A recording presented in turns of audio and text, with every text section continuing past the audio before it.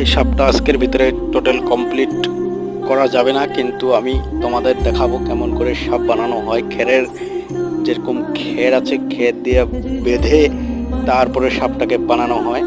এটা আজকে আমি দেখাচ্ছি আপনাদের ভিডিওতে। দেখুন কত সুন্দরভাবে সাপটা হয়ে যাচ্ছে। এটা কালকের ভিতরে এটা কমপ্লিট হয়ে যাবে, আজকে অল্প করে রেখে দিব।